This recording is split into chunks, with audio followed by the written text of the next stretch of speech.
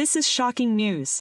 5 Central Asian countries simultaneously kicked out China and Russia from the 45 trillion won Silk Road project. The BBC reported that the moment a superpower changes hands, while CNN called it the world's old calendar. The Devil's Corridor, a 476 kilometers long cursed land that has failed 12 times in 100 years, was arrogant in the bidding process for the project. If China fails, no one on Earth can. But at the scene, a Chinese TBM exploded, and Russia was poisoned with chemical weapons. Just then, Koreans got out of an old jeep and began digging. The Chinese, who had told Korea to just watch, remained silent, while the world's media relayed breaking news.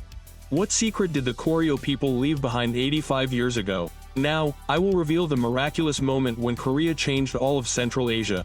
My name is Antoine Lefebvre. I'm a French infrastructure analyst who has been evaluating extreme construction sites around the world for 40 years. If there's one absolute rule I've learned in this line of work, it's that nature never forgives human arrogance. But the presentation I heard that day at the Tashkent International Conference was completely outrageous.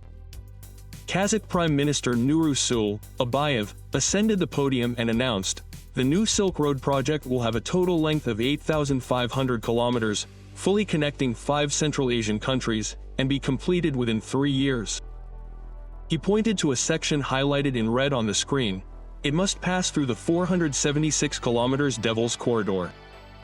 The conference room froze. The Devil's Corridor. It's a cursed land, legendary in the Central Asian construction industry, where the Kara Desert and the Tian Shan Mountains meet. This hellish stretch passes through Semipalatinsk, a former Soviet nuclear test site, and cuts through a conflict zone on the world's borders. 12 attempts have been made over the past 100 years, but all have failed, with 4 of them resulting in massive losses. It's a 45 trillion won project. Uzbek President Rain Mirzayev provided further explanation. If successful, Central Asia will become the center of global material supply. The atmosphere in the conference room changed at the number 45 trillion won. Greed began to overcome fear. I even tried calculating. They have to dig 430 meters a day, and that's not even a normal section, including the Devil's Curve. Even in Germany, under the best conditions, they can dig 100 meters a day, so this was completely suicidal. But surprisingly, there were companies that raised their hands.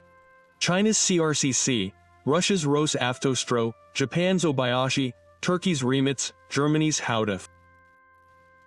China stood out. Our Chinese demolition team has already completed the Trans-Saharan Railway in Africa.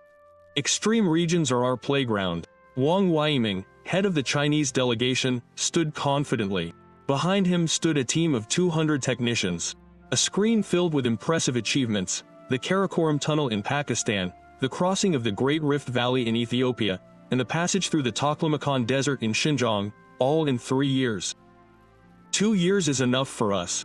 The Devil's Corridor is no problem. Russia, too, was determined to outdo us. We had already conquered extremes with the Trans-Siberian Railway. And this was our land. Russian Representative Vladimir Petrov's voice was brimming with pride, touting the glory of the former Soviet Union. But the Kyrgyz president dropped another bombshell, one more condition. It was something all the heads of state had agreed to. All 5 leaders nodded in agreement. The first 10 sections of the tunnel must be the Devil's Corridor, and at least 50 kilometers must be penetrated within 6 months. Failure to do so would automatically cancel the entire contract. This was a completely different matter. Being the first to penetrate the most difficult section was a test of competence. The conference room erupted again. We need more review. Mr. Obaya of Japan took the first step. The risk is too great. Even Germany's Haudef shook his head. 6 months is impossible. It will take at least 2 years. Turkey's Remits practically gave up. But China and Russia were different. We will do it. The 2 countries shouted almost simultaneously. Wang Wei, Yemen, and Petrov glared at each other. The Central Asian hegemony rivalry that had been going on for a century had reignited. Then, we'll have a field demonstration in a week. Each team should prepare their equipment and personnel. The Turkmenistan president concluded the meeting. After the meeting, I asked the Kazakhstani Prime Minister, why do you insist on going to the Devil's Corridor? He smiled meaningfully and answered, "Because we need to break the curse that has imprisoned us for 100 years. And there's one more thing." "What is it?" "They say something we were wearing is buried beneath that ground. Do you know what it is?" "I don't. But I heard there are people who can find it." I had a bad feeling at that time. The desert always holds secrets, and those who uncover them pay a price. A week later, a huge base camp was set up at the entrance to the Devil's Corridor, and the representatives from each country gathered. But there was one strange thing. There was clearly another line on the application form, but no one paid attention to it. Korea Hyundai Engineering and Construction, Samsung C&T, and the Union. They hadn't arrived yet, or, more accurately, no one even paid attention to the fact that Korea was participating. Then, just then, a small convoy of vehicles appeared over the horizon, kicking up dust. 2 old jeeps had stopped. It was the Korean team. 5 engineers got out, and there were murmurs of approval from those around them. "That's it. Just 5 people," quote. But they ignored them and quietly looked around the site. Meanwhile, the Chinese team had finished preparing for the demonstration. Wang Weiming confidently explained in front of the giant TBM. This was China's proud desert conqueror, Longxia. It was the latest TBM, 18 meters in diameter and 150 meters long. It was truly overwhelming. It was like a giant steel dragon lying in the desert. The 200 Chinese engineers moved in perfect unison and started the equipment. The temperature control system can withstand temperatures ranging from 60 degrees Celsius to 80 degrees Celsius. The sand filtering system can process 100 tons of sand per hour. Wang Weiming continued his explanation. The 5-country delegation also looked impressed. "Now, let me show you the actual excavation." The giant TBM roared and started moving. The cutter head rotated and dug into the solid bedrock. The first 30 minutes were perfect. It moved forward at a speed of 12 meters per hour. At that speed, it seemed it could dig nearly 300 meters a day. But at exactly 52 minutes, it suddenly squeaked. The sound of metal screeching echoed throughout the desert. The temperature is rising rapidly. It is currently 92 degrees Celsius. The Chinese technicians in the monitoring room all shouted urgently. Wang Weiming ordered the cooling system to be turned on to full blast. But the temperature continued to rise. 95 degrees, 98 degrees, 102 degrees, and then 105 degrees. A loud explosion was heard, followed by a plume of black smoke billowing from the rear of the TBM. Flames shot up to 10 meters high. "Everyone, evacuate." The scene was chaotic. 12 Chinese technicians collapsed with burns. An ambulance rushed to the scene, and firefighters began extinguishing the fire. 30 minutes later, when the smoke cleared, the TBM was in shambles.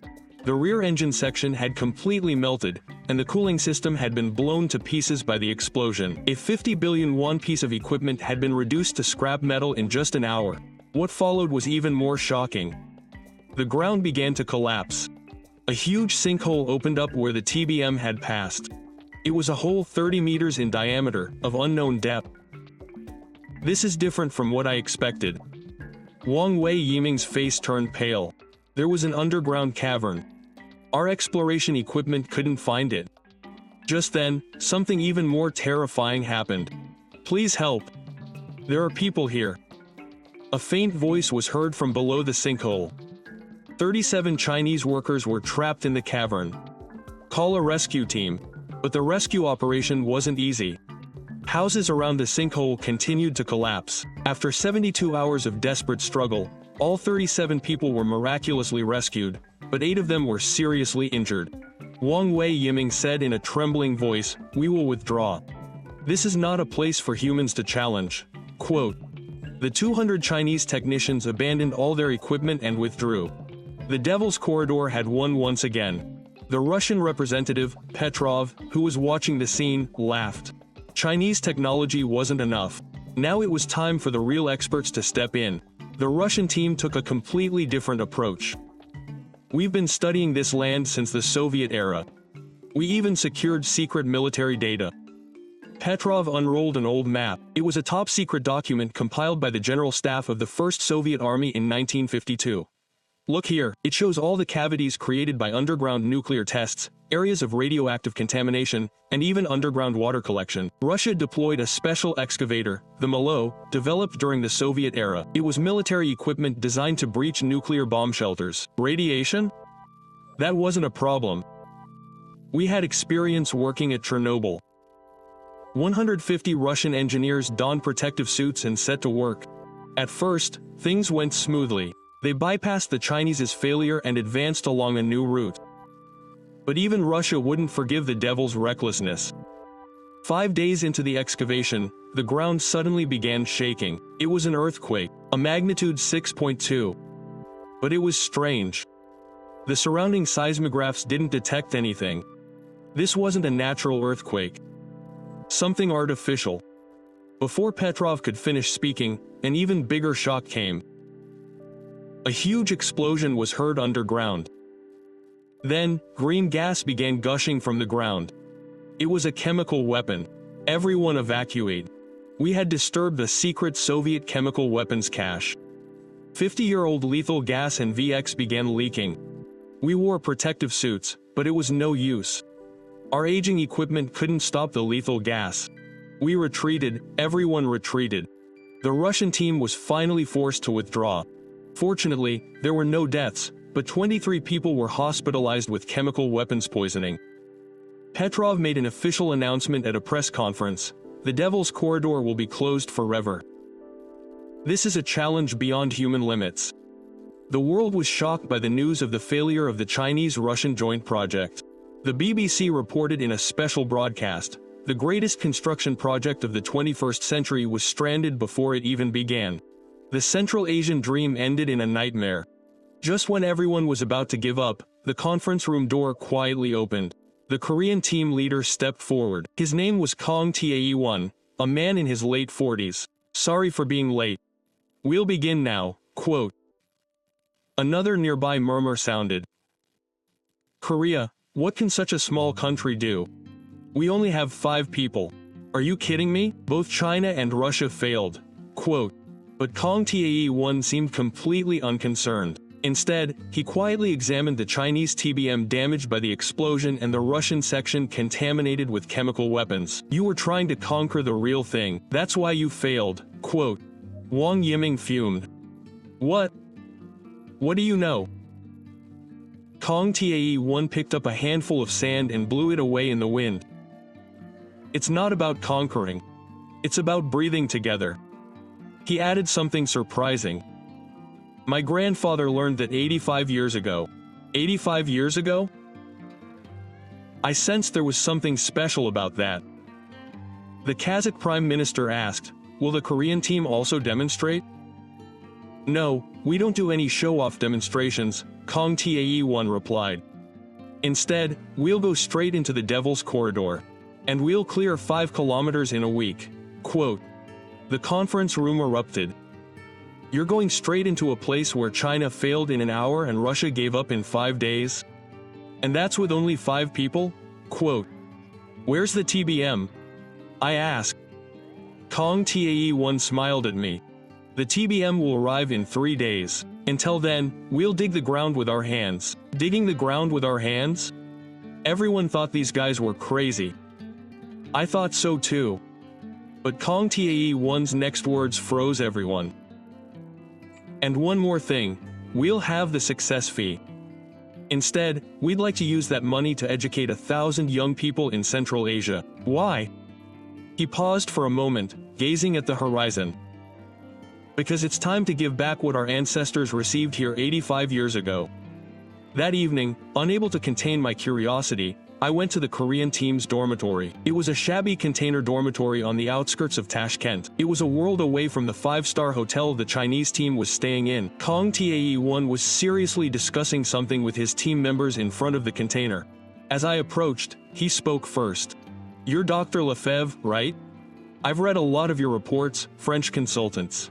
Quote. I was surprised. This guy knew me.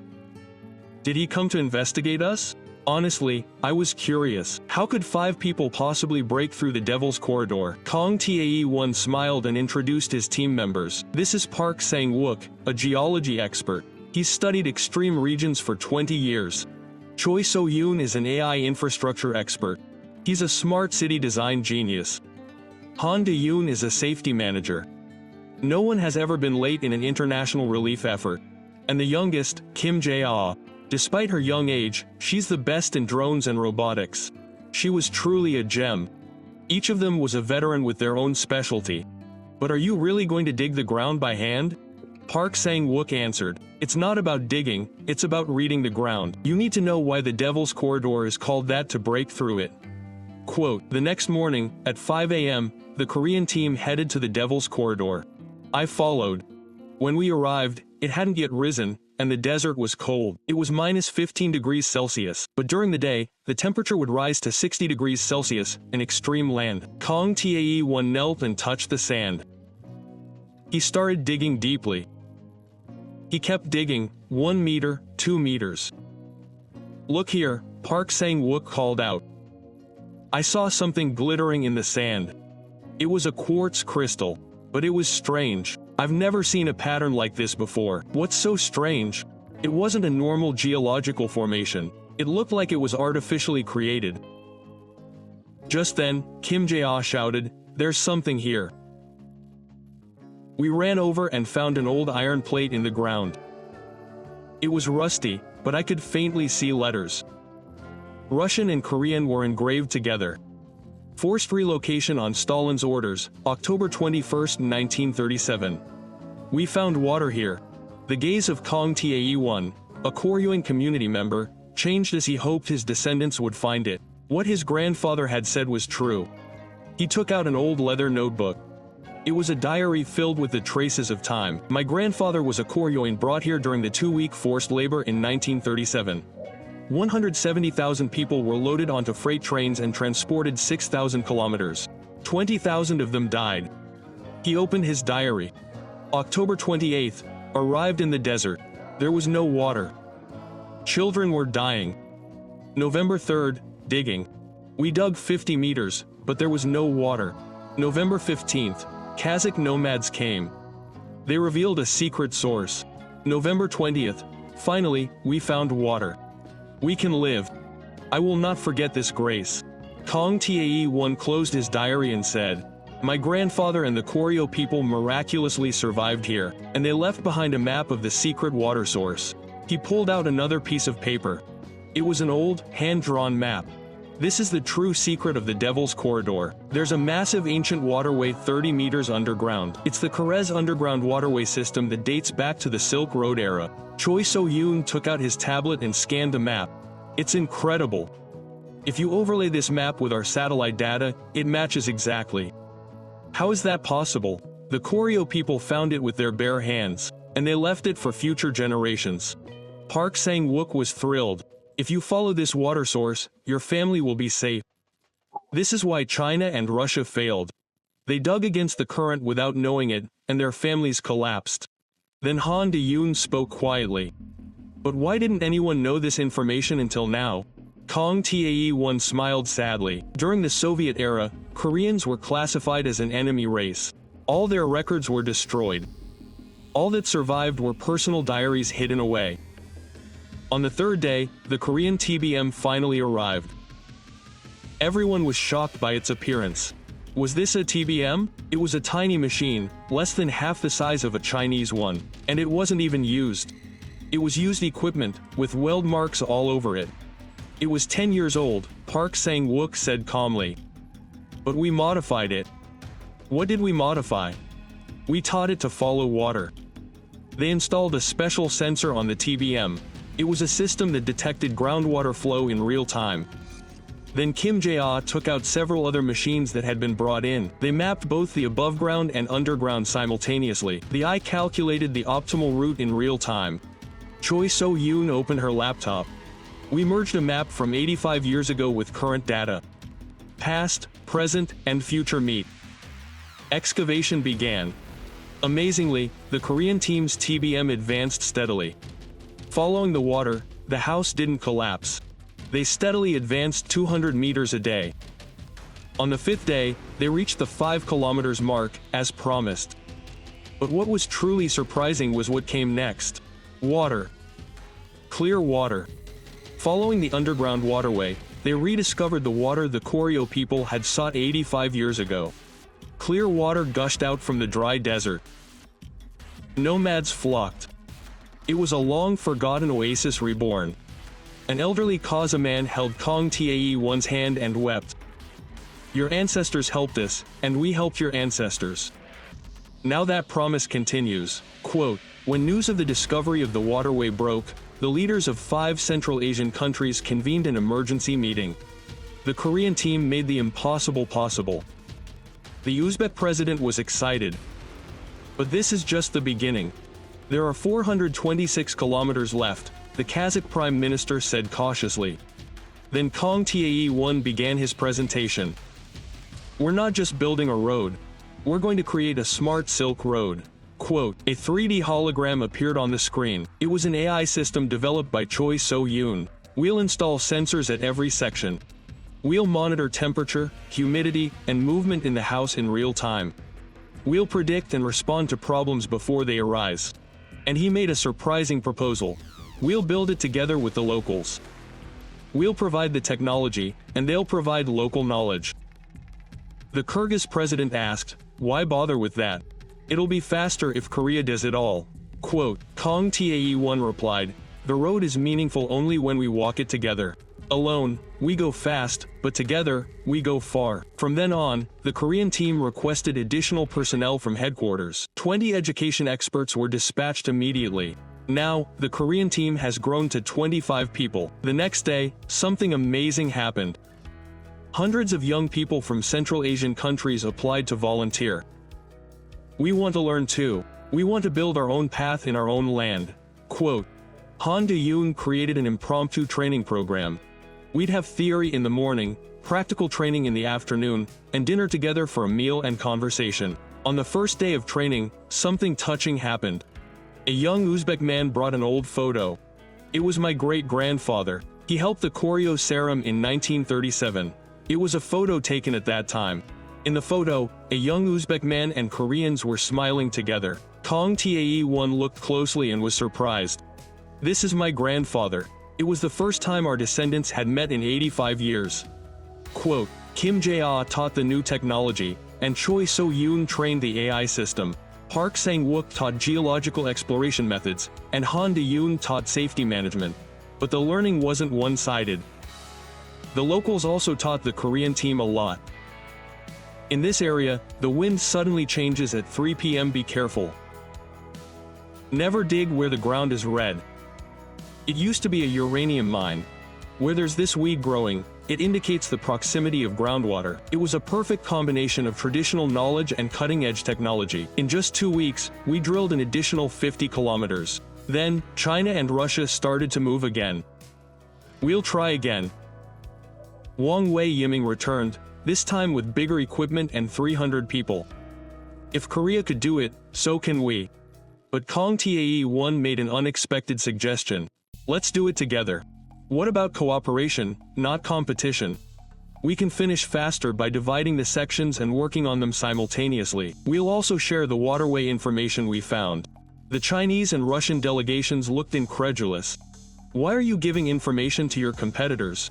They're not competitors. They're colleagues with the same goal. Reopening the Silk Road. Isn't that our shared goal? 2 months into the project, we've reached the most dangerous section of the Devil's Corridor. Semipalatinsk, the hellish land where the Soviet Union conducted its 456th nuclear test. The radiation level is 50 times higher than normal.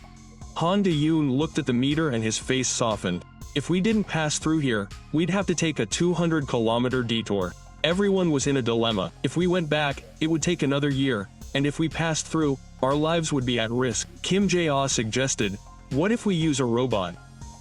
I have a remote-controlled digging robot I developed. We airlifted 6 special robots from Korea. They were state-of-the-art equipment capable of working in radioactive areas. But a problem arose. On the 3rd day of operation, 4 robots simultaneously malfunctioned. Radiation damaged the electronic equipment. The levels were much higher than expected. It was a desperate situation. Then, an old man from the local Kazakh came to visit. I know the way. Everyone was surprised. I worked here during the Soviet era. There's a secret passage. Quote, the old man drew a map with trembling hands. There's an evacuation tunnel 60 meters underground, built by the Soviet army. It's sealed with concrete. But there was a problem. The entrance had collapsed. Someone had to go in and open the passage themselves. Quote, a moment of silence fell. Then Kim Jae-ah stood up. I'll go. No, it's too dangerous. Kong Tae-won tried to stop him, but Kim Jae-ah was firm. It'll only take 30 minutes. Just put on your protective gear, go in, and open the entrance. No, I'll go. You have to lead the team. I'm the youngest and the fastest. Finally, Kim Jae-ah put on the special protective suit and went in. We waited anxiously outside. 10 minutes, 20 minutes, 30 minutes. Jae-ah, respond. All we could hear was static on the walkie-talkie. After 45 minutes, we finally got a response. We've succeeded. We've found the tunnel entrance. But his voice was weak. Come out quickly. Quote, when Kim Jae-ah came out, he staggered as if he was about to collapse. A hole in his protective suit exposed about a minute. He was immediately taken to the hospital. Fortunately, it wasn't fatal, but he had to wear it for 2 weeks. When Kim Jae-ah entered the tunnel, he saw that the evacuation of the major had really happened 60 years ago. The concrete was 2 meters thick, providing perfect radiation shielding. We were able to safely pass 50 kilometers through this tunnel.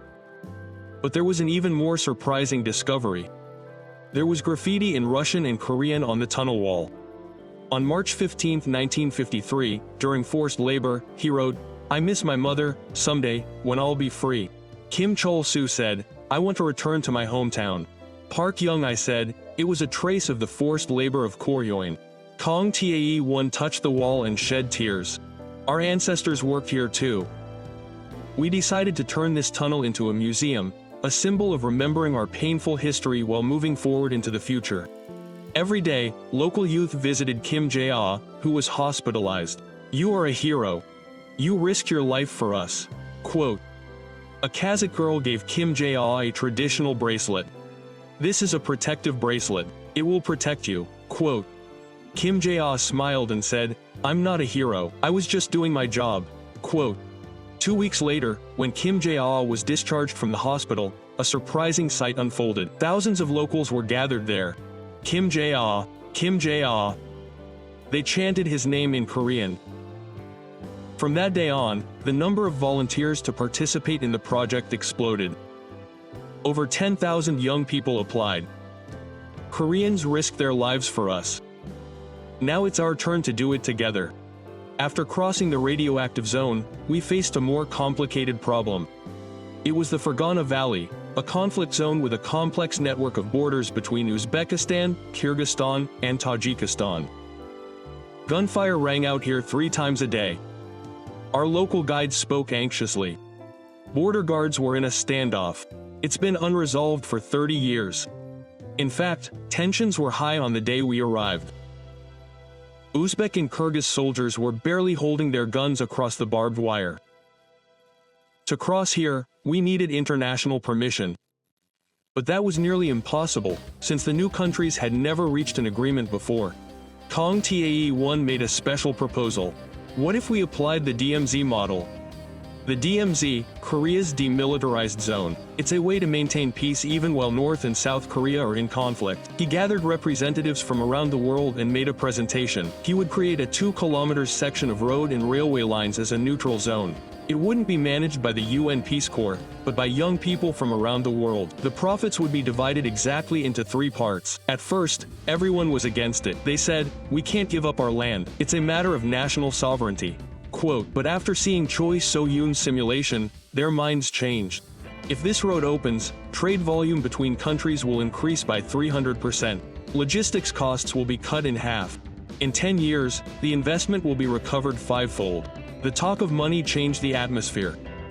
But there was a decisive moment. It was a surprise event prepared by Han De-yoon. He brought together 100 young people from each country and held a soccer tournament. Sports have no borders. Initially awkward, the young people became close through playing soccer. After the game, they all had a meal together. They laughed and chatted while eating bibimbap prepared by the Korean team. One Uzbek youth asked, why do we have to fight? He said, "We're neighbors living under the same sky, and now this Kyrgyz youth is getting into a fight. Our grandfathers were friends." Quote, "Seeing this, the representatives from the world's countries were also moved. They thought, if the young people are living so well, we must let go of the past for the future." Finally, a historic agreement was reached.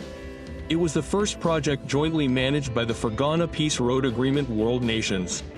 When construction began, something amazing happened. The soldiers who had been throwing objects over the barbed wire now took up shovels. "We will help too." 500 soldiers from around the world participated in the construction. Park Sang-wook was amazed. Quote, "The road connects people." But during construction, another discovery was made. An ancient relic was unearthed 10 meters underground. It was a caravanserai from the Silk Road era 2 years ago. Quote, "Look here," Kim Jae-ah exclaimed excitedly. "There's a mural. It depicts Eastern and Western merchants together." The mural depicts Chinese, Persians, Romans, and Indians drinking tea together. 2 years ago, this was also a meeting place. Kong Tae-won decided, "We will preserve this place while constructing it. We will build a museum and rest area together." Governments from around the world also actively supported it, as it is our common heritage. 6 months later, the 100-kilometer Fergana section was completed. The opening ceremony was a moving scene. World leaders cut the ribbon together. Today is a historic day. Quote, "This is the day conflict turned to peace. We are now partners, not competitors." And then there was an even more surprising announcement. From now on, we will develop all border areas in this way. We will follow the path shown by the K-Silk Road. A small idea from Korea began to change all of Central Asia. 8 months into the project, we reached the final section of the Devil's Corridor, in the heart of the Kara Desert, one of the hottest and driest places on Earth. Karaboran is coming tomorrow. The local meteorologist warned. Karaboran is a desert storm, meaning black storm. It's a sandstorm with winds of 200 kilometers per hour for 96 hours. It will bury everything. They recommended withdrawal, but we didn't have time. We should evacuate the TBM underground and go into the bunker. Han De-yoon had developed an emergency plan, but 12 hours before the storm, an emergency radio message arrived. "Please help. We're trapped." A family of 15 Turkmen nomads were stranded 50 kilometers away.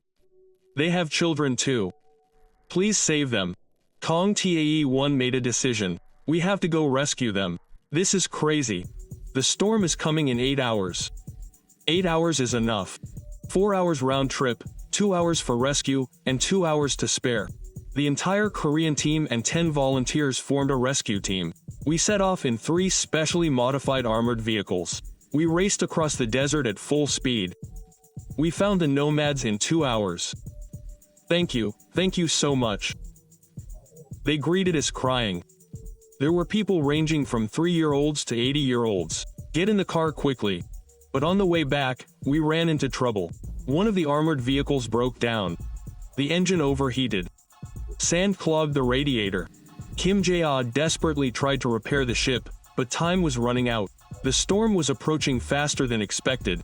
4 hours left. We couldn't go back at this rate. It was a desperate moment. Then Choi So-yoon took out his tablet. He found an alternative route. The ancient target route was 30 kilometers ahead. But he knew where it was. It was a path no one had traveled in 100 years. But there was an underground cave. We had to take a gamble. We turned toward the ancient target route. There was indeed a cave entrance in the rocky cliff. "Let's go in, quickly." When all 25 of us entered the cave, we heard a terrifying sound from outside. Woof! A Karaboran had begun. Sand was pouring into the cave entrance. We had to block it. We sealed the entrance with equipment and rocks. And in 96 hours, underground life began. The cave was larger than we had imagined, and surprisingly, there was water. It's groundwater. You can drink it. Park Sang-wook confirmed it. But the water supply was the problem.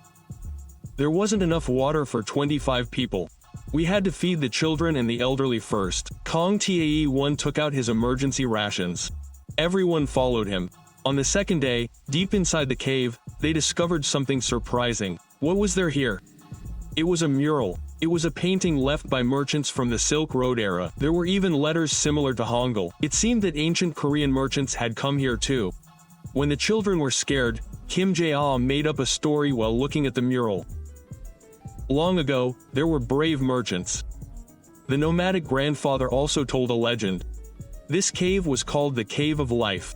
It was said that anyone who escaped the storm would surely survive. On the third day, there was water, but the water supply was running low. Then, a nomadic woman took something out of her bag. It was cheese made from a cursed camel. We always carry it with us for emergencies. We share it. Another nomad brought out dried meat, and someone else brought out nuts. Everyone shared what they had. Han De-yoon treated the injured with a medical kit, and Choi So-yoon lit a fire with a solar lantern. On the morning of the fourth day, it finally became quiet outside. The storm had passed, but the cave entrance was completely blocked by sand. We had to dig with our bare hands. Everyone worked together to dig through the sand. After 6 hours of struggle, we finally emerged. The sunlight was dazzling. We were alive. We were alive. Everyone hugged each other and cried. But the scenery outside had completely changed. Smoke was rising from the direction of our base camp. No, the camp was gone. We hurried back to camp. As expected, it was half buried. But surprisingly, people were alive. The 500 workers who remained in the camp greeted us, saying, "You're alive." They too had been holding out in their underground bunkers. We heard that a Korean team had gone to rescue the nomads. We didn't give up either. We believed you would return. The nomad families we rescued knelt before us. We will never forget you risking your lives to save us. Their story spread like wildfire. Koreans saved 15 people from the storm. They risked their lives to save strangers. All of Central Asia was moved by this news. Presidents from various countries called us personally. You truly embody the spirit of the Silk Road. Risking your lives for your neighbors. That's the epitome of humanity. After the storm, an unexpected gift arrived: water. There's water here, Kim Jae-ah shouted excitedly. The storm had dug deep into the sand, revealing a hidden underground water vein. Park Sang-wook quickly analyzed it. Quote, "Unbelievable. This is a massive underground lake. An ancient lake formed millions of years ago during the Ice Age. It was a massive underground water source, 200 meters deep and 50 square kilometers wide. This could supply water to a city for 100 years." Kong Tae-won realized. This was the hidden sea in his grandfather's diary. He opened his grandfather's diary again. In May 1938, the elder of Kaya had said, "There's a sea beneath the subtitles." But no one had found it. In August 1939, he had a dream. He predicted that one day, descendants would find that sea. After 85 years, that prophecy had come true. When the news spread, the surrounding nomads flocked. Quote, It's water that has been revived after so many years," an old man said, weeping. "My great-grandfather said that someday, people from the east would come and bring back water." Choi Min-yoon immediately devised a plan. "We'll create a smart water management system. Solar pumps will pump water, and AI will manage optimal distribution. We can turn the desert into an oasis." The president of Turkmenistan personally visited the site. "This is a gift from God. No, it's a gift from Korea. With this water, we can cultivate agriculture. This long barren land will become a granary." Han De-yoon proposed. "Let's share water instead of monopolizing it. Let's create a Central Asian water bank jointly managed by 5 countries." There was initial opposition.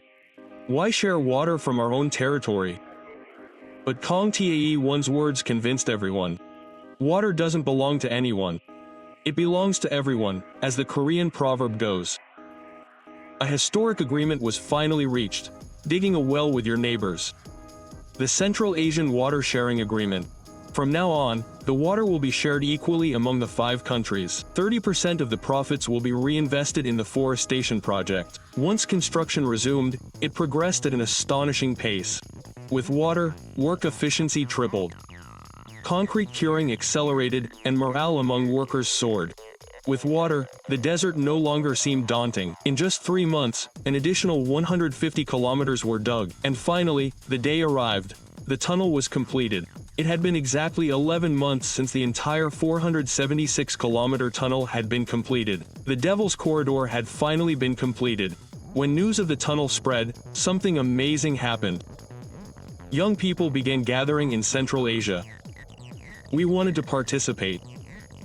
Korea started it, but now it's our path. Within a week, 5,000 people signed up to volunteer. Idar, a university student from Kazakhstan, stepped forward as their representative. Quote, "We can no longer just stand by and watch. We want to build our land and our future with our own hands." Kong Tae-won greeted them. "Welcome, but this isn't easy. I know. I've seen the Korean team risk their lives. We're ready to do the same." Choi So-yoon immediately created a training program. Simultaneous training is available in 5 languages. Real-time communication is possible with an AI translation system. On the first day of class, there was a touching scene. An Uzbek youth stood up and said, "My grandfather hid a Koryo Saram family in 1940. I think that connection led us to meet today." A Kyrgyz youth also stood up. "My grandmother is Koryo Saram. I'm a second-generation Koryo Saram, forced into exile 2 weeks ago. That's why I can speak a little Korean." Hello. Stories like these kept coming up.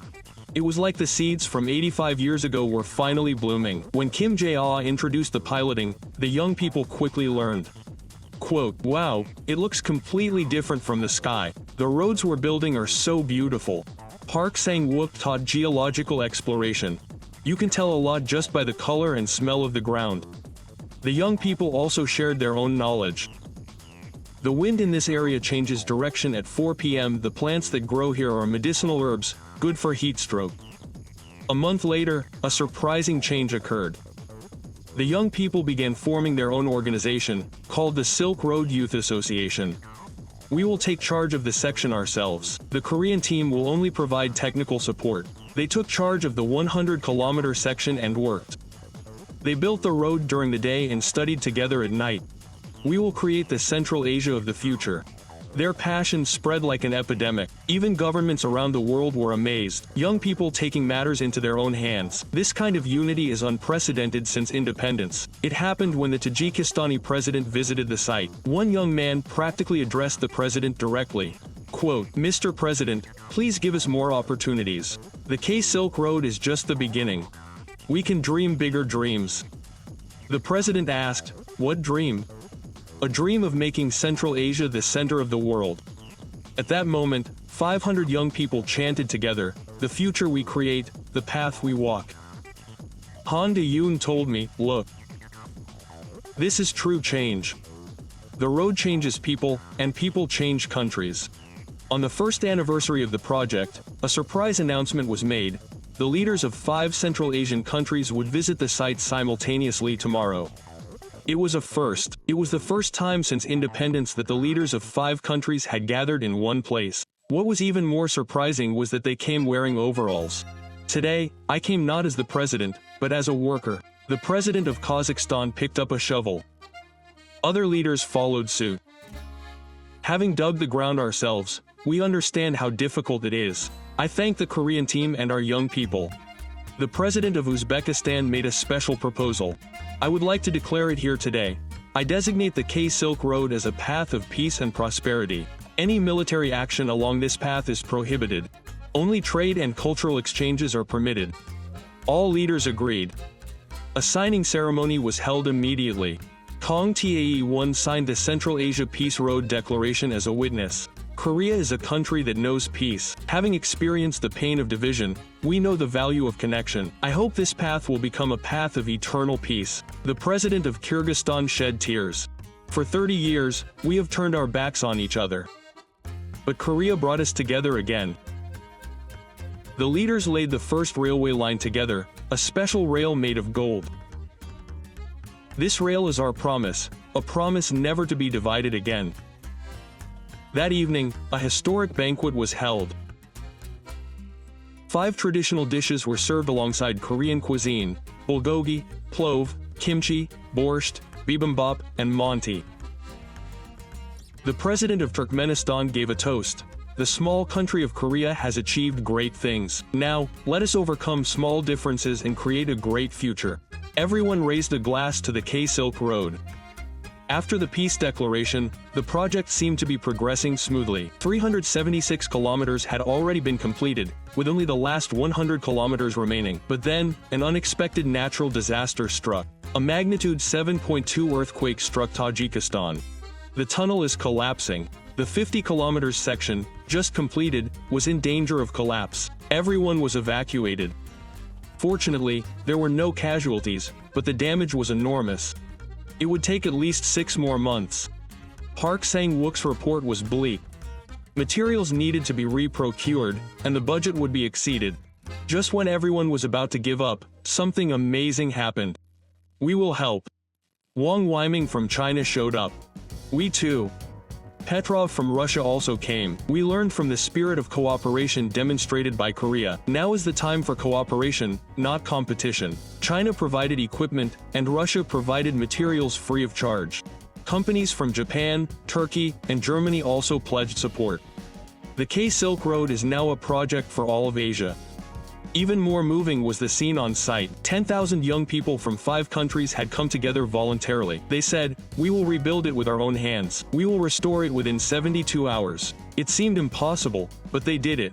We worked day and night for 3 days to repair the collapsed section." The Korean team, the Chinese team, the Russian team, and the local youth all worked together as one. Although they spoke different languages, their goal was the same. The video Kim Jae-ah shot with a drone spread around the world. It was a victory for humanity. CNN featured this moment when cooperation triumphed over competition. A project that was considered impossible a year ago is nearing completion. Korea initiated it, but now the entire world is working together to create it. Another discovery was made during the repair work. A rare mineral was discovered in the strait exposed by the earthquake. It was lithium, a huge amount of lithium. It was essential for electric vehicle batteries. This amount would make it the 3rd largest in the world. However, Kong Tae-1's restriction surprised everyone once again. Let's share this resource. The 5 countries will develop it together and share the profits. And Korea will only transfer the technology and leave. Why? Korea should also have a stake. We've already been rewarded enough. Trust and friendship. That's the ultimate reward. We've finally reached the final junction. It was the moment when the teams from the East and the West met. 321 penetration. The final wall collapsed, and light came in. The 476 kilometers Devil's Corridor was completely cleared. The moment had finally arrived. A historic moment when East and West met. The teams working on both sides of the tunnel faced each other. They met. They finally met. The Korean team and young people from 5 countries held each other close. Tears flowed. The 100-year curse had ended. The Devil's Corridor had become a corridor of hope. Kong Tae-1 gave the final hammering, and he engraved this on the wall. When we walk together, we become a path. The same phrase was engraved in 7 languages: Korean, Russian, Kazakh, Uzbek, Kyrgyz, Tajik, and Turkmen. At that moment, cheers erupted outside the tunnel. 100,000 people from 5 countries had gathered there. Quote, Republic of Korea. They chanted in Korean. Choi So-yoon had prepared a special event. All the lights installed along the entire stretch turned on simultaneously. 476 kilometers shone with golden light. It was visible even from space. A BBC reporter was on hand to report. It was an incredible sight. We are witnessing the most moving moment in human history. Park Sang-wook told me, the grandfather's sorrow has finally been lifted.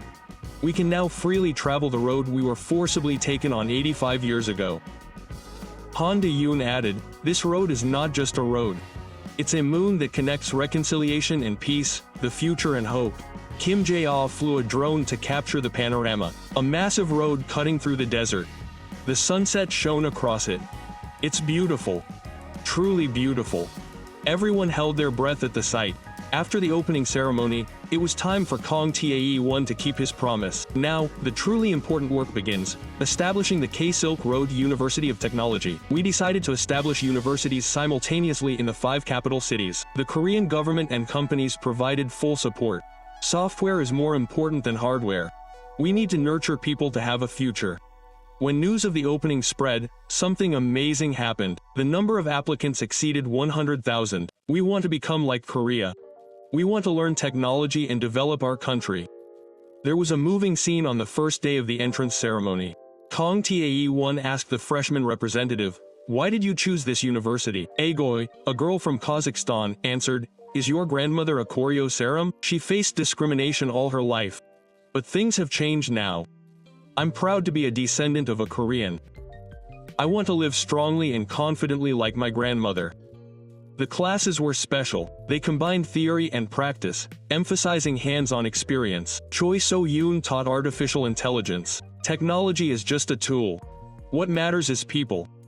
I is ultimately for people. Park Sang-wook taught geology and the environment. Understanding the land allows us to plan the future. Development that coexists with nature is sustainable development. Han De-yoon taught safety and crisis management. Nothing is more important than human life. Safety is the beginning and end of every project. Kim Jae-han taught drones and robotics. The future is an era that connects the sky, land, and sea. Anything conceived will become possible. 6 months later, the first graduates emerged. They were immediately deployed to the field. The second phase of the K-Silk Road project began. This time, the task was to transform the entire 8,500 kilometers into a smart road. The graduates took the lead. Now, it's our turn. Their passion and skills were amazing. The Korean team accomplished in 6 months what would have taken a year. The students surpassed their teachers, Kong Tae-won proudly said. Even more surprising was the ripple effect. Graduates returned to their hometowns and started small companies. Startups sprouted up like mushrooms. We can do it too. If Korea can do it, we can do it too. This is what Central Asia's startup scene looks like. In just 1 year, 1,000 startups were created. Among them was a unicorn company. It was a logistics platform company called Silk Road Tech. Its founder was a young Uzbek man, one of the first graduates. What the Korean teachers taught us wasn't just technology, it was the courage to take on challenges and the spirit of not being afraid of failure. Now, 3 years later, I'm back in Central Asia. It's unbelievable how everything has changed. The Devil's Corridor has now become the corridor of life. 100,000 vehicles pass through the country every day, and freight trains run tirelessly. Logistics volume has increased by 500%, and economic growth has exceeded 10% annually. Even more astonishing is the social change. Young people from 5 countries freely travel to work and study. While borders exist, the barriers of the heart have disappeared. I met Kong Tae-won again. He was now working as a development advisor for Central Asia. Do you have any regrets? We missed out on a tremendous opportunity. We have already received enough. Trust, friendship, and pride. Things that money can't buy. K-Silk Road University of Technology is now one of the best engineering schools in Asia. 30,000 graduates are active in Central Asia. Now they teach us. Choi So-yoon said with a smile, a student surpasses his teacher. That's true education. The most moving thing was the transformation of the Koryo serum. After 85 years of wandering, they are now proud citizens of Central Asia. We serve as a bridge connecting Korea and Central Asia. Our history is no longer sad. A third-generation Koryoin told me. Now, it's a proud future. Today, the K-Silk Road commemoration ceremony was held. The heads of all 5 countries attended, and the President of Korea also came. 3 years ago, we had a small dream. Kong Tae-won gave a commemorative speech. It was simply a dream of building a road. But what we built wasn't just a road. It was the future, hope, and a new world. Now, this road is not just Korea's road, nor Central Asia's road. It's the road of all humanity. When we walk together, it becomes a road. On that road, we all become friends. At the end of the speech, 100,000 people gave a standing ovation. Fireworks exploded in the sky. The national flags of the 5 Koreas and the Taegukji were fluttering side by side. Now I know, A truly powerful nation isn't one that conquers land, but one that wins hearts. This is precisely what the small nation of Korea demonstrated. A heart that never forgets what it has received and gives back even more, an attitude that builds trust by overcoming difficulties together, and the wisdom that allows everyone to win through cooperation, not competition. The Silk Road is not just a road. It's a path of hope that broke a 100-year curse and ushered in a new century. And along that road, the footprints of Koreans remain vivid. What did you think of the K-Silk Road project, witnessed firsthand by French infrastructure analyst Antoine Lefebvre? The story of the Korean engineers who, starting with 5 people, transformed all of Central Asia. They didn't simply pave a road, they changed history and shaped the future. Particularly moving is the way the pain of the Koryo people, forcibly relocated 85 years ago, is now being resolved by the righteousness of their descendants. This story is not simply a record of the past. This is the story of Koreans working silently all over the world, even at this very moment. Please share this video widely so that more people can learn about Korea's shining strength in the world. Don't forget to subscribe and like, and especially share this video to send a message of support to our Korean residents and workers working hard overseas. We'll be back next time with an even more touching story. This has been Korea Wonderful. Thank you.